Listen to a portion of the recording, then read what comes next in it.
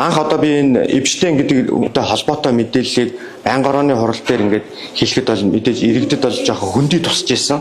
Одоо нэгдүгürt бол одоо эн чинь Монгол улсын иргэн биш, дээрээс нь одоо гадаад орчинд үүссэн нөхцөл байдал, гуравдах юм бол энэ хүн чинь бас нас барцсан хүний талаар одоо баг ингээд асуудал ярих гэдэг юм уу гэдэг байсан бол өнөөдөр иргэд арай өөр зүйл ярьдаг болсон байна. За эн чинь нэрээ судлаад үзсэн чинь ноцтой асуудлууд их байсан юм байна шүү.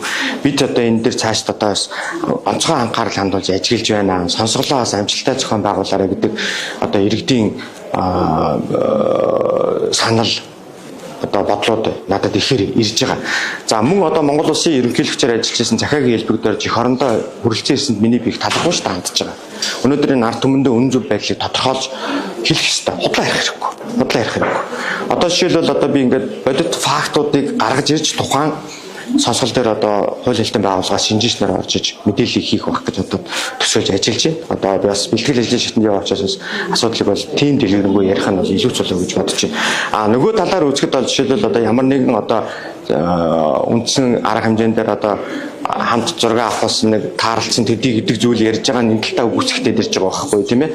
Одоо жишээлбэл их сурвалж гэж та ярьлаа шүү дээ. Нотлохоор ихэд холбооны мөрдөгт очиноос нотлогдоод гараад ирсэн 3.5 сая файл материалыг Америкийн нэгдсэн улс албан ёсны хууль зүйн яам нь албан ёсны вебсайтаар байрлуулсан. Энэ бол нотлох байд. Их сурвалж гэхгүй албан их сурвалж. Эндээс өнөөдөр холбогдох материалуудыг ганцхан өнөөдөр хуулийн хэлтэн байгууллага биш. Өнөөдөр Монгол улсын иргэн бүрийн материалыг ороод үзэх боломжтой. Ороод үзсэн иргэд надтай холбогдож байна. Эндээс эн чинь нэрээ судлаад үзсэн чинь гэдэг байдлаар Монгол улсын тусгаар тогтнол үндэсний юм нэгдэл аюулгүй байдал газрын доорх байгалийн баялаг тийм ээ Монгол төрийн сонгуул гэдэг олон зүйлтэй холбоотой мэдээллүүд энэ дээр хөвөрсөн зүйлүүд дурддагдсан зүйлүүд гарсан байна. Нэгдүгээрт бол одоо жишээлбэл тэр би одоо үндсэндээ 3 ангилсан шүү дээ. Тэр Эпштейн гэдэг хүн бол нэгдүгээр бага насны хүүхдийг хүчрхийлэгч хүн байсан байна гэдэг асуудал тийм ээ. Хоёрт бол одоо байгалийн баялаг ихтэй хөгжил буурай орнуудын улс төрд нөлөө бүхий этгээдэд нөлөөлөл үзүүлж лобби хийж тухайн улсад шийдвэр гаргуулах лобби хийдэг. Энэ лобби хийлгдэг компаниудын жагсаалтын 3 дугаарт Rio Tinto буюу өнөөдөр оюутлогоо дээр олборлолт хийж байгаа компани нэр холбогдоод гараад ирсэн байж. Дубайн гэрээний асуудал энэ дээр бас холбогдох магадлалтай асуудал гараад ирсэн байж. Тийм ээ. Дээр нь одоо бас үн бүхий уран зураг хаус үнэт дэлхүүдийг одоо худалдан борлуулах хэмжээний асуудлыг хоорондоо ярилцсан мэйл захидлууд нь нийл болоод гараад ирсэн байдаг. 2017 оны ерөнхийлөгчийн сонгуулийн мэдээлэл цаг тухай бүртээ процесстойгоо тэр өнлөө мэдээлэлж ийсэн мэйлүүд нь ил тод болоод ирсэн. Тэгээ энэ үед бид нар энийг ингээд зүгээр чимээгүй ингээд хараад өнгөрөх үү? Эсвэл одоо энэ үнэхээр буруу зүйл болсон уу гэдэг тал дээр нь судалгаа хийж одоо маш нарийн үндэслэлтэй их сурвалж дээр судалж бид нар олон нийтэд зөв мэдээлэл өгөх үү. Магадгүй өнөөдөр бид нар оюутлогоос ногдлоо шиг авч чадахгүй байгаагийн горонд эдгээр байгаа юм биш үсттэй. Тийм ээ. Энэ түрүүний ярьсан 3 зүйл хоорондоо гурлаа холбоотой байж тараад байгаа байхгүй. Магадгүй өнөөдөр Монгол улсын төрийн тэргүүнээр ажиллаж исэн хүн буруу зөрөө хийсэн алхмаасаа болж бусдад шантаажлуулж төрийнхөө эсрэг ард түмэн эх орныхоо эсрэг шийдвэр гаргаж нөхцөл байдалд хүрсэн юм биш үсттэй гэдэг асуудал хүртэл энэ дээр орж ирж байгаа. Тэгэхээр ингээд энэ 3 зүйл хоорондоо холбоотой асуудал тэр нь одоо өнөөдөр миний хийж байгаа судалгаа дээрээс нь хуулийн хэлтийн байгууллагууд холбогд судалгаа явьж байгаа. Тэгээ маш нарийн одоо судалгааг хийж иж үнэн зөв мэдээллийг л иргэдэд өгөх гол зорилго агуулж байгаа. Тэрээс энэ дэр бид нар хин нэг буруутгах гайгүй. Цаашлаад бид нар энэ өнгөрсөн хугацаанд ийм буруу зөрүү зүйл болсон бол цаашлаад бид нар энэ ямар арга хэмжээ авч яаж ажиллах ёстой гэдэг агуулга дээр Монголын төр бодлого гаргаж ажиллах ёстой. Тийм ээ.